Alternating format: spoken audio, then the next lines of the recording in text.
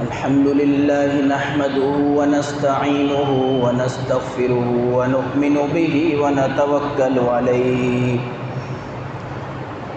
ونعوذ بالله من شرور أنفسنا ومن سيئات أعمالنا من يهده الله فلا مضل له ومن يضلله فلا هادي له وأشهد أن لا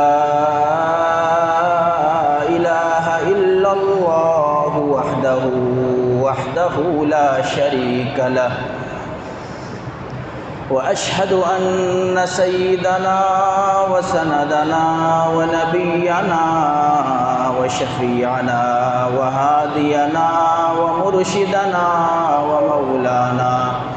ومولانا محمدا عبده ورسوله أما بعد فأعوذ بالله من الشيطان الرجيم بسم الله الرحمن الرحيم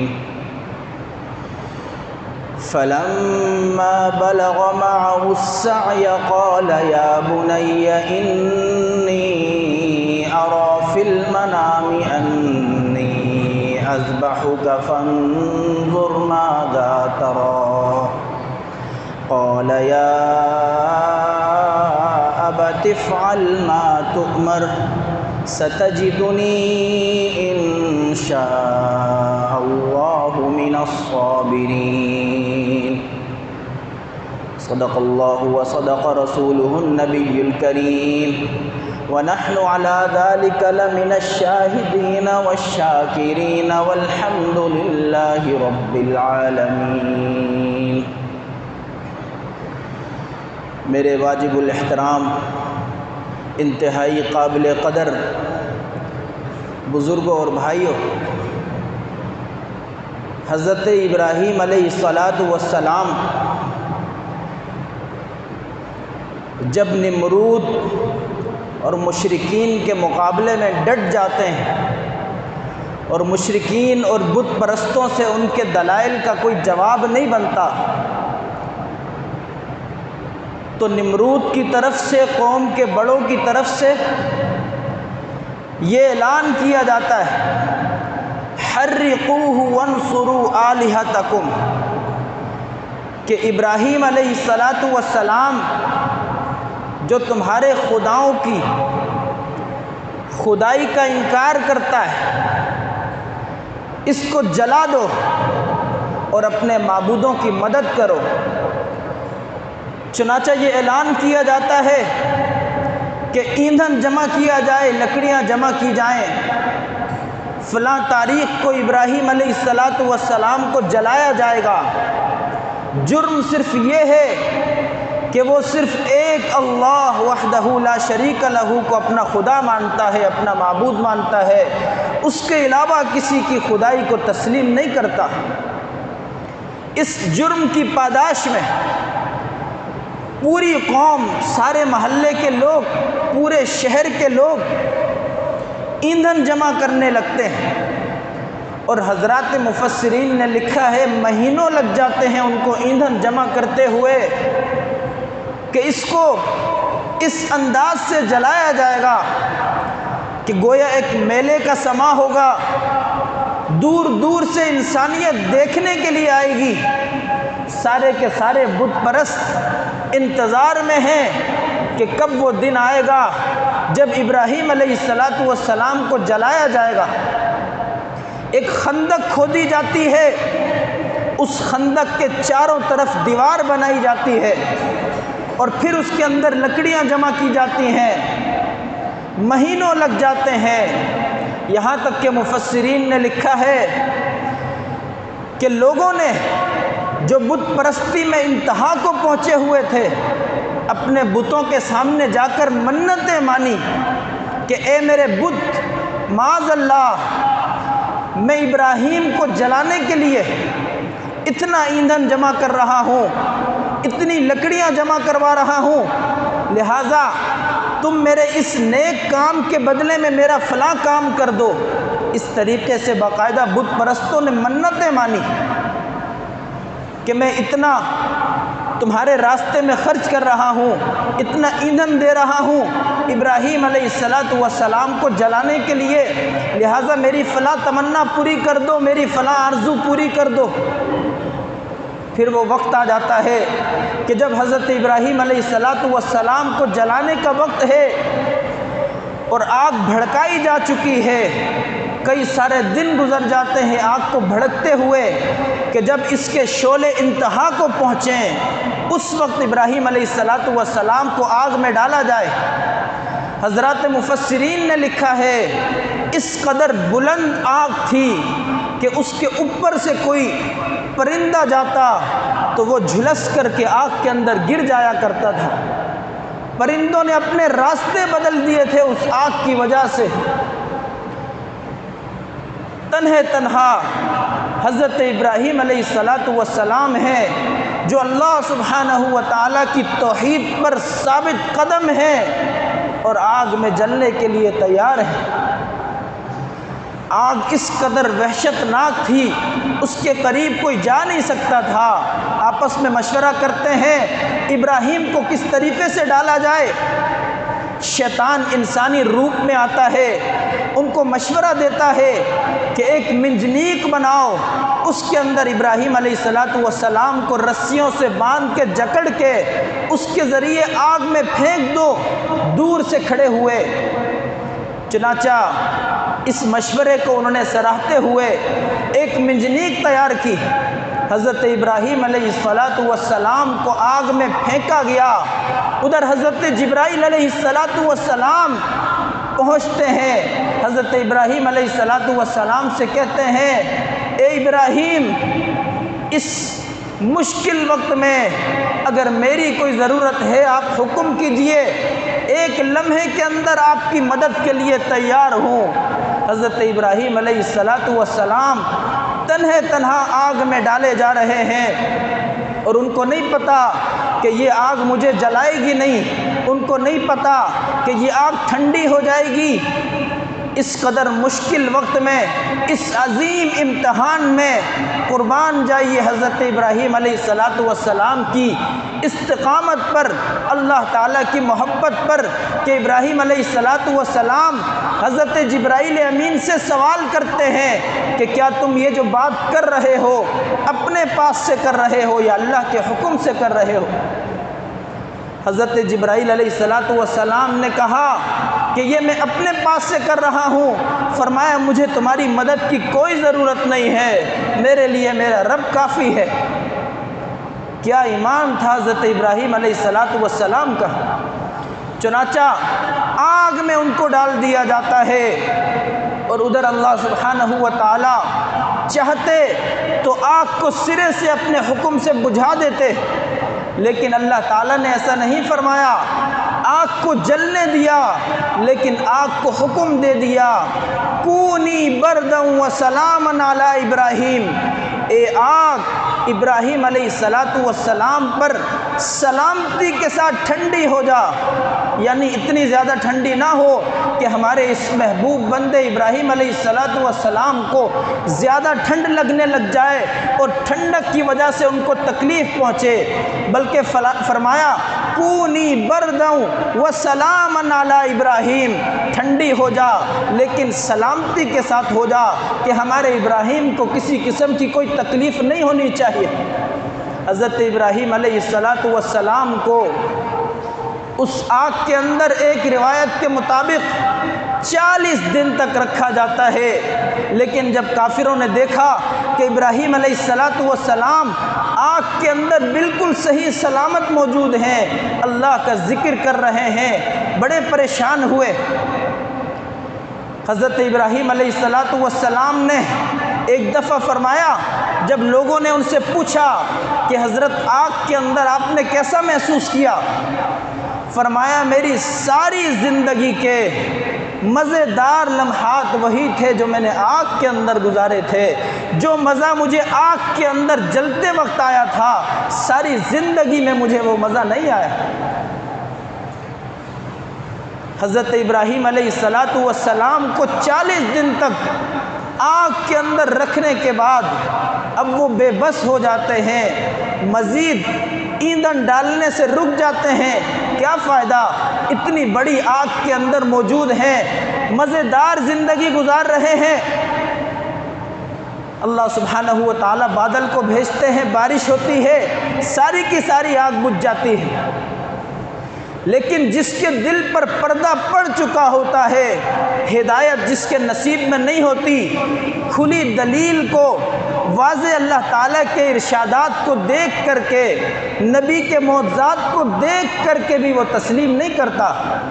اب لوگوں نے یہ کہنا شروع کیا کہ ابراہیم علیہ السلام شاید آگ کی پوجا کرتے ہیں، اس لیے آگ نے ان کو کچھ نہ کہا، اور شیطان نے یہ وسوسہ ڈال کر کے اب بھی ان کو راہ راست پر آنے سے روک دیا۔ اس عظیم امتحان کے بعد حضرت ابراہیم علیہ السلام کا ایک اور امتحان آتا ہے کہ اللہ سبحانہ و تعالی حضرت ابراہیم علیہ السلام کو عرصے دراز تک جب وہ اولاد مانگتے رہتے ہیں، دعا کے لیے ہاتھ اٹھاتے ہیں، ربی حب لی من الصالحین، ربی حب لی من الصالحین، یا اللہ نیک صالح اولاد عطا فرما دیجئے۔ اللہ سبحانہ و تعالی، ایک روایت کے اندر آتا ہے حضرت ہاجرہ سے اللہ سبحانہ و تعالی نے ان کو ایک بیٹا عطا فرمایا، پیرانہ سالی میں، بڑھاپے میں، ساری زندگی اولاد کا سوال کرنے کے بعد جب مایوس ہو جاتے ہیں، اس وقت میں حضرات مفسرین فرماتے ہیں حضرت ابراہیم علیہ السلام کی عمر مبارک اس وقت 86 سال تھی۔ 86 سال میں اللہ سبحانہ و تعالیٰ نے ان کو ایک بیٹا عطا فرمایا، حضرت اسماعیل علیہ السلام۔ اندازہ لگایا جا سکتا ہے ان سے کتنی محبت ہوگی، اکلوتا بیٹا ہے، ساری زندگی مانگنے کے بعد دیا ہے اللہ تعالیٰ نے، شدید ترین محبت ہے، لیکن بچہ ابھی شیر خوار ہے، دودھ پیتا بچہ ہے۔ اللہ کا حکم آ جاتا ہے کہ آپ ملک شام میں رہتے ہیں، اپنی بیوی کو اور اپنے بچے کو مکہ کی وادیوں میں لے جائیے، وہاں جا کے ان کو چھوڑ دیجئے۔ کس قدر سخت اور مشکل ترین امتحان ہے۔ حضرت ابراہیم علیہ السلام کے ماتھے پر بل تک نہیں آتا، سوال تک نہیں کرتے، یا اللہ یہ میری بیوی ہے، یہ میرا بچہ ہے، قصور کیا ہے ان کا؟ ایسی وادی میں آپ نے چھوڑنے کا حکم دیا ہے جہاں دور دور تک پانی کا نام و نشان نہیں، جہاں چرند پرند کا کوئی نام و نشان نہیں، جہاں انسانوں کا کوئی نام و نشان نہیں۔ حضرت ابراہیم علیہ السلام اللہ تعالیٰ کے حکم سے اپنی بیوی حضرت ہاجرہ کو، اپنے اس دودھ پیتے بچے حضرت اسماعیل علیہ السلام کو لے کر روانہ ہوتے ہیں، سوال تک نہیں کرتے۔ مکے کی وادیوں میں جہاں اس وقت پانی کا نام و نشان نہیں، انسان کا، چرند پرند کا نام و نشان نہیں، ہر طرف پہاڑ ہی پہاڑ ہیں، ریگستان ہیں، وہاں جا کر کے اپنی بیوی اور اپنے بچے کو چھوڑ دیتے ہیں، پلٹ کر کے جانے لگتے ہیں۔ بیوی پوچھتی ہے کہاں جانے لگے ہو؟ جواب نہیں دیا، اللہ کی طرف سے اجازت نہیں ہے۔ بیوی بار بار سوال کرتی ہے، آخر کار بیوی کہتی ہے کہ اللہ کا حکم ہے، کیونکہ بیوی کو پتہ تھا اللہ کے نبی ہیں، اللہ کے حکم کے بغیر ایسا نہیں کر سکتے۔ چنانچہ حضرت ابراہیم علیہ السلام سے بیوی نے جب یہ سوال کیا، کیا آپ اللہ کے حکم سے ہمیں یہاں چھوڑ کے جا رہے ہیں؟ حضرت ابراہیم علیہ السلام نے تب بھی زبان نہیں ہلائی، سر ہلا دیا کہ ہاں اللہ کے حکم سے چھوڑ رہا ہوں۔ اس وقت حضرت ابراہیم علیہ السلام کی گھر والی نے، وہ بھی صبر و استقلال کا پہاڑ تھی، فوراً کہا اذن لا یضیعونا، اللہ تعالیٰ کا حکم ہے تو اللہ تعالیٰ ہمیں کبھی ضائع نہیں کریں گے، اللہ تعالیٰ ہمارے لیے کافی ہیں۔ مشکیزے میں تھوڑا سا پانی موجود ہے، تھوڑا سا ستو، کچھ کھانے کی چیزیں موجود ہیں، 1-2 دن کے گزارے کی چیزیں موجود ہیں، وہ ختم ہو جاتی ہیں۔ پھر وہ وقت آتا ہے کہ پانی پینے کے لیے نہیں ہے، قریب میں کہیں پر بھی پانی نہیں ہے۔ حضرت ہاجرہ پانی کی تلاش میں، شیر خوار بچہ رو رہا ہے پانی کے لیے، زمین پر ایڑیاں رگڑ رہا ہے، بے تاب ہے، بے قرار ہے، ماں پر کیا گزر رہی ہوگی۔ حضرت ہاجرہ قریب میں واقع ایک پہاڑ ہے جس کا نام صفا ہے، اس پر دوڑے دوڑے چڑھتی ہیں کہ جا کر کے دیکھوں شاید کوئی قافلہ آ رہا ہو، میں ان سے پانی لے کر آؤں اپنے بچے کے لیے۔ وہاں دیکھتی ہیں دور دور تک کسی قافلے کا کوئی نام و نشان نہیں۔ پھر دوڑتے ہوئے دوسری پہاڑی جس کا نام مروہ ہے اس پہ چڑھتی ہیں، دور دور تک کوئی قافلہ نہیں، کوئی انسان نہیں۔ اس طرح 7 چکر لگاتی ہیں، کبھی بچے کے پاس آتی ہیں۔ جب 7 چکر پورے کرتی ہیں، بچے کے پاس آتی ہیں، تڑپتی ہوئی کیفیت سے بچے کے پیروں کی رگڑ کی جگہ سے اللہ تعالیٰ نے آب زمزم کا چشمہ بہا دیا۔ چشمہ بہانے کے بعد اس کو دیکھ کر کے حیران ہو جاتی ہیں، اللہ کا شکر ادا کرتی ہیں اور اسے کہتی ہیں زمزم زمزم، ٹھہر جا ٹھہر جا۔ اللہ کے نبی علیہ الصلوۃ والسلام فرماتے ہیں کہ اگر اللہ تعالیٰ ہاجرہ پر رحمت فرمائے، اگر ہاجرہ نے اس پانی سے زمزم نہ کہا ہوتا کہ اے پانی ٹھہر جا ٹھہر جا، تو اللہ تعالیٰ اس پانی کو بہتا ہوا چشمہ بنا دیتے جو کائنات کے کونے کونے تک پہنچتا۔ اللہ تعالیٰ نے اس کو اب بھی کائنات کے کونے کونے تک پہنچایا ہے، اگرچہ اس نے نہر کی صورت اختیار نہیں کی۔ اللہ تعالیٰ کو حضرت ہاجرہ کی یہ ادا دوڑنے کی اتنی پسند آئی کہ اللہ تعالیٰ نے حجاج کرام کو قیامت کی صبح تک کے لیے اس کا حکم دے دیا۔ یہ سب حضرت ابراہیم علیہ السلام کی قربانیاں ہیں۔ اس کے بعد جب یہی بچہ بڑا ہو جاتا ہے، 13 سال کی عمر کو پہنچتا ہے، اللہ تعالیٰ نے قرآن کریم میں بیان فرمایا فَلَمَّا بَلَغَ مَعَهُ السَّعْيَ کہ جب حضرت اسماعیل علیہ السلام اپنے والد کے ساتھ چلنے پھرنے کی عمر کو پہنچے، اپنے والد کے ساتھ دوڑنے اور چلنے کی عمر کو پہنچے، کس قدر والد کو ان سے پیار ہوگا۔ بڑھاپے میں 86 سال میں جو اولاد ملی ہو، ساری زندگی دعائیں کر کر کے اس سے محبت ہو۔ 13 سال کی عمر ہے، حضرت ابراہیم علیہ السلام خواب دیکھتے ہیں کہ میں اپنے اس بیٹے کو اپنے ہاتھوں سے ذبح کر رہا ہوں۔ چونکہ نبی کا خواب وحی کا حصہ ہوتا ہے، خواب دیکھتے ہی فَلَمَّا بَلَغَ مَعَهُ السَّعْيَ قَالَ يَا بُنَيَّ إِنِّي أَرَىٰ فِي الْمَنَامِ اپنے بیٹے سے کہتے ہیں میرے پیارے بیٹے، إِنِّي أَرَىٰ فِي الْمَنَامِ أَنِّي أَذْبَحُكَ فَانظُرْ مَاذَا تَرَىٰ میں نے خواب میں دیکھا کہ میں تجھے اپنے ہاتھوں سے ذبح کر رہا ہوں، تیرا کیا خیال ہے؟ حضرت ابراہیم علیہ السلام کا بیٹے سے مشورہ لینا، بیٹے کا امتحان لینا تھا کہ بیٹا جواب کیا دیتا ہے۔ بیٹا بھی خلیل اللہ کا بیٹا تھا، بیٹے نے کیا شاندار جواب دیا۔ حضرات مفسرین نے لکھا ہے کہ بیٹے کو ذبح کرنے کا جو اللہ تعالیٰ کی طرف سے حکم تھا، یہ اللہ تعالیٰ حضرت جبرائیل علیہ السلام کو بھیج کر کے فرشتے کے ذریعے بھی حکم فرما سکتے تھے، لیکن اللہ تعالیٰ نے ایسا نہیں فرمایا، بلکہ اللہ تعالیٰ نے خواب دکھایا تاکہ اپنے خلیل کا صحیح طریقے سے امتحان لیا جائے، اس کی کامل فرمانبرداری واضح ہو جائے کہ ہمارا خلیل صرف اشاروں پر قربان ہو جاتا ہے۔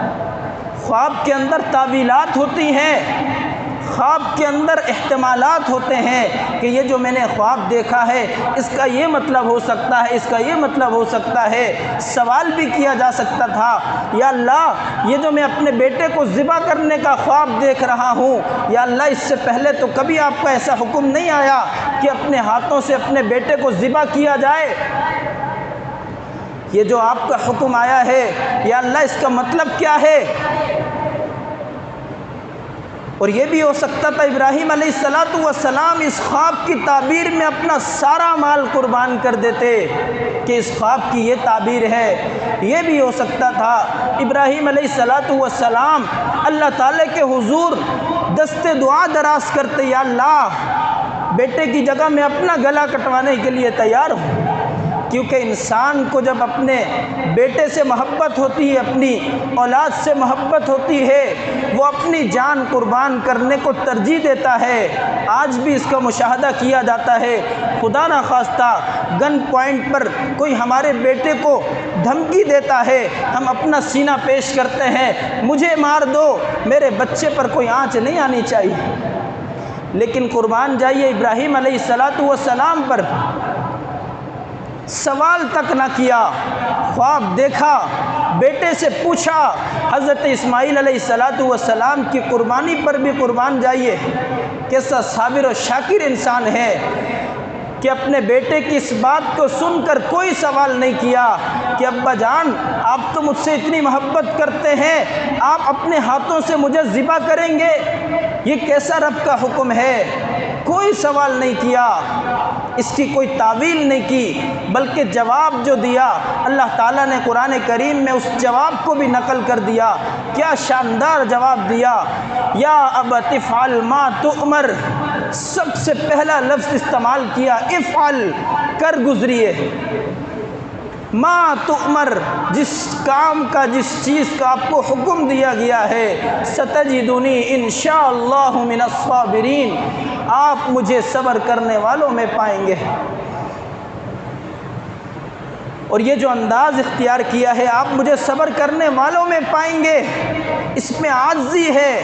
یہ بھی فرما سکتے تھے کہ آپ مجھے صابر پائیں گے، اس میں ایک طرح کی بڑائی ہے کہ میں صبر کرنے والا ہوں، میں ہی صبر کرنے والا ہوں، بلکہ یہ انداز اختیار کیا صبر کرنے والے اور بھی ہیں، آپ مجھے انہی میں پائیں گے۔ عاجزی اور تواضع کا جواب دیا۔ حضرت ابراہیم علیہ السلام نے حضرت حاجرہ سے کہا کہ آپ حضرت اسماعیل کو میرے لخت جگر کو تیار کر دیجئے، ان کو نئے کپڑے پہنائیے، تیار کر دیجئے۔ حضرت حاجرہ نے ان کو تیار کیا، نئے کپڑے پہنائے، تیل لگایا، سرما لگایا۔ اب اپنے بیٹے کو لے کر کے تیز دار چھری اپنے ہاتھ میں لے کر کے روانہ ہوتے ہیں میدان منی کی طرف۔ راستے میں ایک مقام پر شیطان انسانی شکل میں آتا ہے، بہکانے لگتا ہے کہ اللہ کا یہ حکم کیسا ہے۔ شیطان نے باپ بیٹے کی گفتگو سنی ہوئی تھی، چنانچہ جیسے وہ بہکانے لگتا ہے، حضرت ابراہیم علیہ السلام میدان منی میں کنکریاں اٹھاتے ہیں، 7 کنکریاں اس کو مارتے ہیں۔ حضرات مفسرین نے لکھا ہے کہ وہ ریت کے اندر دھنس جاتا ہے، آپ آگے بڑھ جاتے ہیں، تھوڑی دیر کے بعد وہ ریت سے نکل کر کے دوسرے مقام پر پھر آپ کو بہکاتا ہے، پھر اس کو 7 کنکریاں مارتے ہیں، پھر وہ دھنس جاتا ہے، تھوڑی دیر کے بعد نکل کے وہ پھر تیسرے مقام پر بہکاتا ہے۔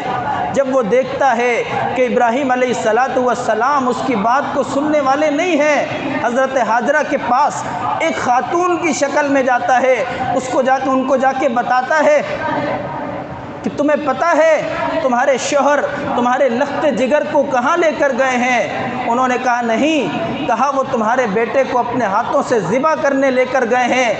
حضرت حاجرہ نے جواب دیا ایسا نہیں ہو سکتا، ابراہیم میرے لخت جگر سے بڑی محبت کرتا ہے، اپنے ہاتھوں سے اس کو ذبح نہیں کر سکتا۔ شیطان نے جواب دیا وہ ضرور ذبح کرے گا، کیونکہ اس کو اس کے رب نے حکم دیا ہے۔ جب حضرت حاجرہ نے یہ بات سنی تو کہا کہ اگر اللہ کا حکم ہے تو میں بھی اس پر راضی ہوں۔ چنانچہ شیطان مایوس ہو جاتا ہے، حضرت ابراہیم علیہ السلام میدان منی میں پہنچ کر کے حضرت ابراہیم علیہ السلام حضرت اسماعیل کو لٹاتے ہیں۔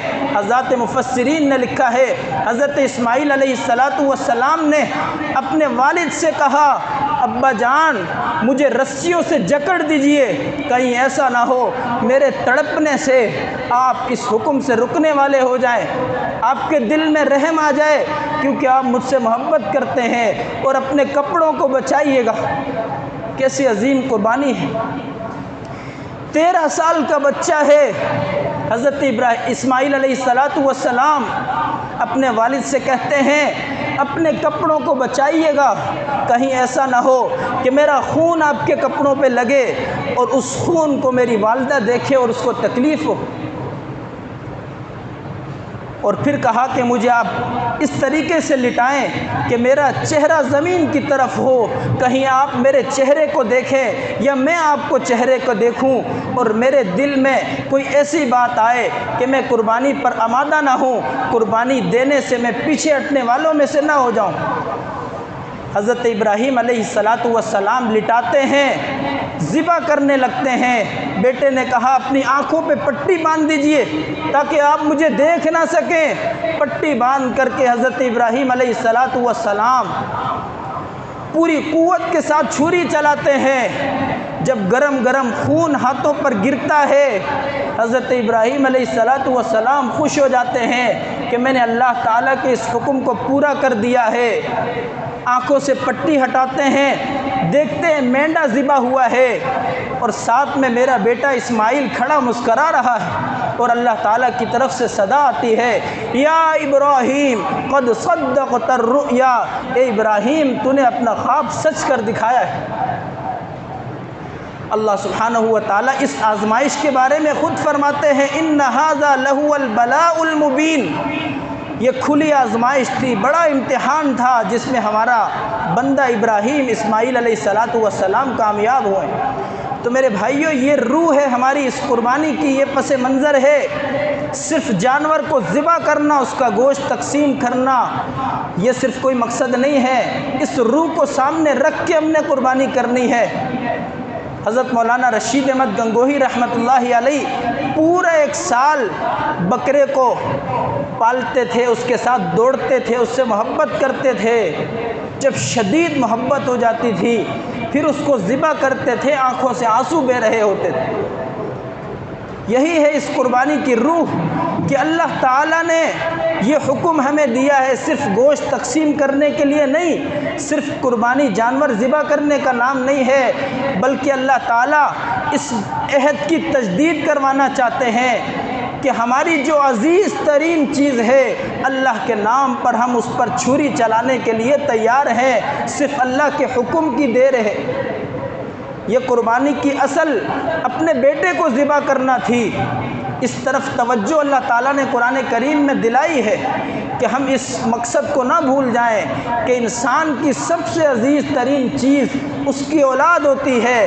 اللہ کا حکم آ جائے تو اگر سامنے اولاد بھی ہو اس کو ذبح کرنے کا حکم دیا جا رہا ہے تو جھوٹ بولنا یہ تو چھوٹا حکم ہے کہ جھوٹ سے رک جاؤ، سود سے رک جاؤ، رشوت سے رک جاؤ، یہ سارے حکم چھوٹے ہیں۔ بڑے سے بڑا حکم آ جائے اس پر سر تسلیم خم کر دینے کا حکم ہے۔ اللہ سبحانہ و تعالیٰ اس کو سمجھنے اور عمل کرنے کی توفیق عطا فرمائے۔